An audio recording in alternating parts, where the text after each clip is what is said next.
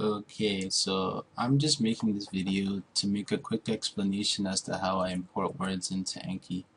Um, Someone made a plugin for this one add-on for a web browser for Firefox called Rikai-sama. Basically, what it does is that it allows you to save a lot of words to the clipboard really fast. So first, what you need to do is install this program.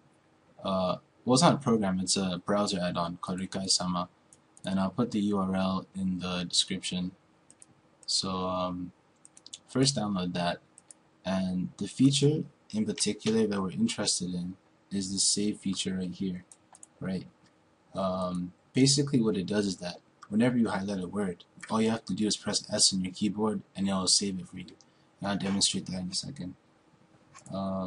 So these are the options in Rikai-sama, and the options that's in particularly important in this case is the clipboard and save menu right here. So basically this shows you the file path of where your saved word will go to. For me, I have the words go to this file called word list on my desktop, right? So whenever I press S, it goes to this file word list, and I'll show you that file right now. It's actually right here, word list, right? So whenever I say a word, it goes straight there. What else? Well, there's also one thing that might be kind of confusing is the formatting for how you save the word. For example, so if you look at right here, it says $D, $T, etc., etc. So basically, that you can organize how you want the word saved. So in my case, I have a $D, the first word being that means the dictionary form of the words, the first thing, and then it's separated by a tab. These T's mean tabs, right? So basically, for example, if I open up the word list right now, it'll show you how it's formatted and saved. You can open it up in Notepad. So here's an example, right? There's the actual dictionary word, then a tab space, then the hiragana, another tab, and then the actual translation of the word in English, right? And these tabs, they're important because that's how Anki would distinguish the front and back side of the card by using these tabs. So that's how later on we'll be able to import all of this without having to worry about anything. Basically, those tabs are really important. So you want to make sure when you're organizing these options that you have it the way you want. So I'm gonna do a quick demonstration of basically how that works. So here's a random article, right?